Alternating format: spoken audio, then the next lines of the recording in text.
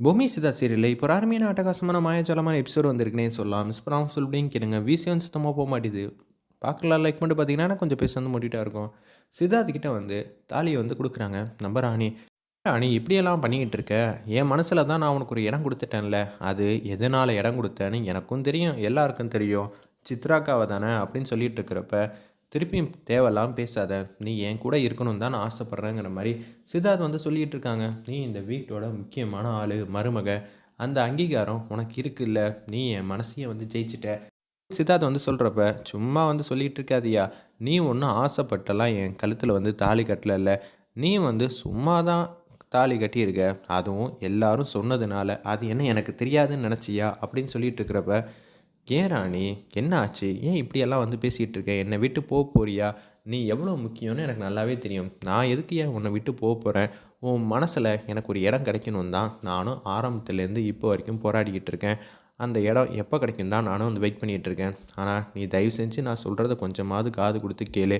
எல்லார் முன்னாடியும் திருப்பியும் நீ இந்த தாலிய வந்து என் கழுத்துல வந்து கட்டணும். அது ஆசைப்பட்டு கட்டணும். அதுக்கு தான் வந்து நான் யோசிச்சுட்டு இருக்கேன் அப்படின்னு சொல்லிட்டு இருக்காங்க. நம்ம ராணி. சித்தார்த்துக்கு எதுவும் புரியல. நான் பொம்மிய காதலிச்சதுனால, நான் யாரையும் காதலிக்க முடியாது. பொம்மைக்கும் எனக்கும் கல்யாணம் ஆகி, நிம்மதியா சந்தோஷமா வந்து வாழ்ந்துட்டு இருந்தோம். கடைசி நேரத்தில வந்து பொம்மிய பத்திரமா என்கிட்டேருந்து பிரிச்சு அனுப்பிச்சு வச்சுட்டாய்ங்க. அவைங்கள தேடி கண்டுபிடிச்சு நான் பழி வாங்கணும்னு தான் நான் ஆசைப்பட்டுட்டு இருக்கேன்.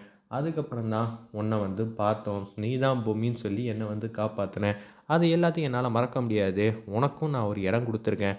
ஆனா, கண்டிப்பா பொம்மி இடத்தெல்லாம் நான் என்றைக்கும் யாருக்காகவும் வந்து கொடுக்க மாட்டேன் அப்படின்னு சொல்லிட்டு இருக்கிறப்ப, பொம்மி சொன்னது எல்லாத்தையும் வந்து ஞாபகப்படுத்தி பார்த்துக்கிட்டு இருக்காங்க. அந்த இடத்துல சித்தார்த் கிட்ட சொல்கிறாங்க, சரியா பொம்மி அக்கா இங்கே வராங்க. உன் கையில் சித்தார்த்து நீ வந்து ராணி கழுத்தில் தாலி கட்டி தான் ஆகணுங்கிற மாதிரி சொன்னாங்கன்னா நீ என்ன பண்ணுவ அப்படின்னு சொன்னோன்னே வேதனைப்பட்டு அழுவ ஆரம்பிச்சிடுறாங்க.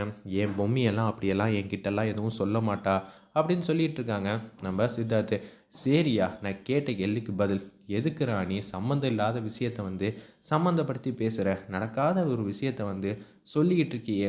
ஒரு வேளை ராணி சொன்னதெல்லாம் நடந்துருச்சுன்னா நீ என்ன பண்ணுவ அதை மட்டும் சொல்லு. பொம்மி தாலி கட்ட சொன்னா கண்டிப்பாக வந்து தாலி கட்டுறேன். பொம்மி உன்னை காதலிக்க சொன்னா கண்டிப்பாக நான் உன்னை காதலிக்கிறேன் அப்படின்னு சொல்லிட்டு அவங்க மட்டும் ரூமை விட்டு வெளியில் போகிறாங்க. ராணி ஆசைப்படுற எல்லா விஷயமும் வந்து கரெக்டு தான். அதுக்கு தகுதி வாய்ந்த நபர் நான் இல்லை. அதுதான் வந்து சங்கடமாக இருக்குங்கிற மாதிரி வேதனையோட வந்து ஃபீல் பண்ணிகிட்டு இருக்காங்க அந்த இடத்துல. நம்ம சித்தார்த்து ராணிய மனசை வந்து கஷ்டப்படுத்திக்கிட்டே இருக்கோமே. நான் பொம்மியை காதலிச்சிட்டேன். அவளும் நானும் சேர்ந்து வாழ்ந்துட்டோம். வேறு எந்த பொண்ணுக்கும் என் மனசில் வந்து இடமே கிடையாது. இதை சொன்னால் வீட்டில் இருக்கிற எல்லாரும் வந்து சண்டை போடுறாங்க. தெரிஞ்சோ தெரியாமலோ உன் கழுத்தில் தாலி கட்டுற மாதிரி ஆகிப்போச்சு. இப்போ நீ சொல்கிறதையும் என்னால் புரிஞ்சிக்க முடியுது. ஆனால் பொம்மி வந்து விட்டு என்னால் விலகியெல்லாம் வர முடியாதுங்கிற மாதிரி யோசிச்சுக்கிட்டு இருக்காங்க. ராணி வந்து ஃபீல் பண்ணிவிட்டு அழுதுகிட்டு இருக்காங்க. நீ சொன்னதெல்லாம் சொல்லிட்ட. நீ எப்போதும் இங்கே தான் வரமாட்டியாக்கா அப்படின்னு சொல்லி கேட்டோன்னே டக்குன்னு வந்துட்டாங்க. என்ன ராணி நீ தான் வந்து சொல்லிட்டியே, அதை தான் நான் தான் பார்த்தனே அப்படின்னு சொல்லும்போது, வேம்பு சார் வந்து எப்படியெல்லாம் பெர்ஃபார்ம் பண்ணிகிட்டு இருக்காருன்னு பார்த்தியா? நான் உனக்கு செஞ்சு கொடுத்த சத்தியத்த நான் காப்பாற்ற மாட்டேன்னு நினச்சியான்னு சொல்லி பூமி வந்து கேட்குறாங்க ராணிக்கிட்ட. என்னக்கா சொல்கிற? நான் எதை வேணாலும் நம்புவேன்.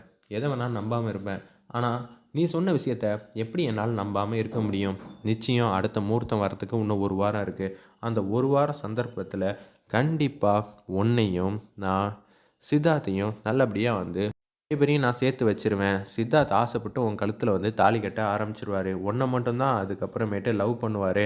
இது என் மேலே சத்தியம். அதுக்கு முன்னாடியே நான் வந்த காரியத்தெல்லாம் இன்னும் ஒரு வாரத்துக்குள்ளே நான் முடிச்சுட்டு அப்புறம் நான் இங்கேருந்து போயிடுவேங்கிற மாதிரி பூமி வந்து சொல்லிக்கிட்டு இருக்காங்க. சொல்லி முடிச்சுட்டு அங்கேருந்து வந்து மறைஞ்சு போகிறாங்க நம்ம பூமி. இது எல்லாத்தையும் நினச்சி வேதனையோடு இருக்காங்க அந்த இடத்துல நம்ம ராணி.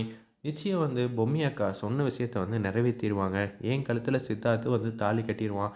அதில் எனக்கு துளி கூட சந்தேகம் இல்லை. ஆனால் உன்னை பார்க்கும்போது சித்தார்த் வந்து என்ன மாதிரி மனநிலைமையில இருப்பான் அதுதான் என்னால் புரிஞ்சுக்க முடியலக்கா அப்படின்னு சொல்லி யோசிச்சிட்டே இருக்காங்க.